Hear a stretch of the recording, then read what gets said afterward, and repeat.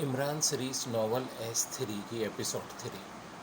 Tiger ने उस लड़की आसमान से पूछा, हक कैसा हक, खुलकर बात करें। इसी लम्हे वेटर ने आकर कॉफ़ी के बर्तन लगाने शुरू कर दिए तो टाइगर भी खामोश हो गया। वेटर के जाने के बाद उसने कॉफ़ी बनाई और एक प्याली उसने आसमान के सामने रख दी। मेरी आपसे गुजारिश है कि अगर आप मेरी मदद ना कर सके तो मुझे साफ साफ जवाब दें, क्योंकि मैं बार बार इस तरह होटल नहीं आ सकती। अब भी ना जाने किस तरह अपने आप पर जबर करके आई हूँ। अब बेफिक्र रहें और खुलकर बात करें। वेटर अहमद अली ने आपको दोस्त बताया, मैं वाकई शरीफ आदमी हूँ। टाइगर ने कहा, हम दो बहनें हैं, उससे छोटी का नाम आतिका है। हमारे वाले जो महकमे फ़ोन में सुपरवाइज़र थे गुज़श्ता साल फौत हो गए हैं। वो इंतहाई ईमानदार आदमी थे, इसलिए तनख्वाह भरी गुजारा करते थे।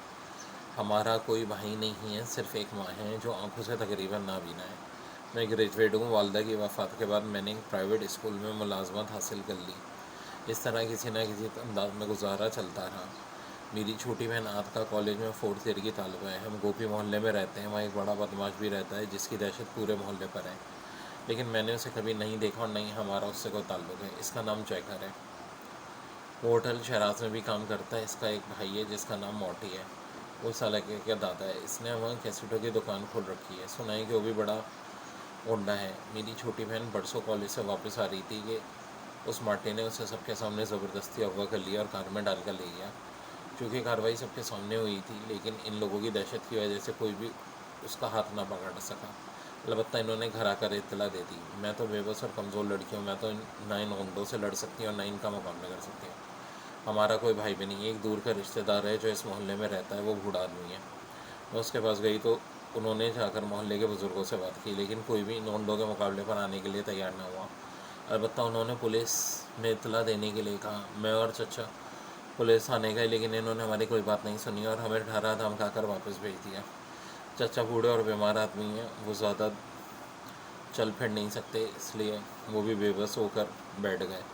अलबत्ता मोहल्ले के एक बुज़ुर्ग और शरीफ आदमी ने मुझे बताया कि अगर जगर चाहे तो मेरी बहन को वापस कर सकता है। बुज़ुर्ग मेरे साथ होटल शहराज आए और इस जगर से मिले, लेकिन इसने उल्टा मुझे भी अगवा करने की धमकी दे दी और कहा कि मैं आतिका को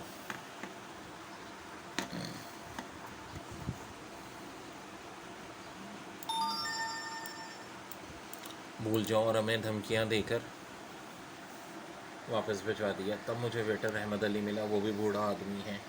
उसने हमारी हालत देखी तो इसने हमें आपका नाम बताया और आपके होटल का नाम और कमरा बता दिया और यकीन दिलाया कि अगर आप हमारी मदद पर आमादा हो गए तो हमारा हक हमें वापस मिल जाएगा।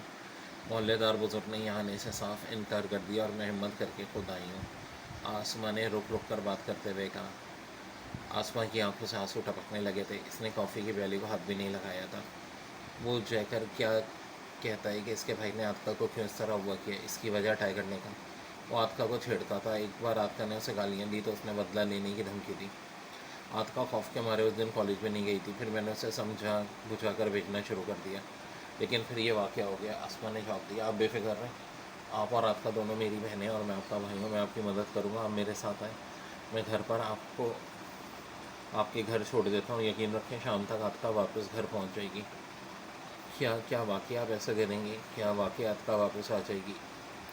आसमा ने इस बार नज़रें उठाते हुए यकीन न आने वाले लहजे में कहा, मैं जो कह रहा हूँ पूरी जिम्मेदारी से कह रहा हूँ, मुझ पर एतमाद करें। लेकिन मैं आपके साथ कार में नहीं जा सकती, वरना मोहल्ले वाले बातें करेंगे। मैं बस पर वापस चली जाऊँगी। अलबत्ता मैं आपको अपना पता बता देती हूँ। आसमा ने कहा और इसके साथ ही उसने पता बता दिया। ठीक है, आप कॉफ़ी पी लें, मैं आपको बस अड्डे तक छोड़ आता हूँ। टाइगर ने कहा और आसमा ने कब उठाकर जल्दी जल्दी कॉफ़ी पी ली। खुदा करे जो आप कह रहे हो वैसे ही हो जाए। सारे कह रहे हैं कि इन दोनों भाइयों से कोई मुकाबला नहीं कर सकता। पुलिस भी उनके हाथ में और आला हुकाम भी। आसमा ने कहा, आप बेफिक्र रहें, आपके भाई के सामने इन दोनों उंडे 2 मिनट भी खड़े नहीं हो सकेंगे। टाइगर ने कहा तो आसमा उठकर खड़ी हुई, लेकिन उसने टाइगर के इसरार के बावजूद उसके साथ कार में बैठने से इनकार कर दिया और सलाम करके तेज़ तेज़ कदम उठाते हुए बस स्टॉप की तरफ चली गई। तो टाइगर ने बेख्तर एक तवील सांस लिया। थोड़ी देर बाद टाइगर की कार होटल शराज की पार्किंग में जाकर रुक गई।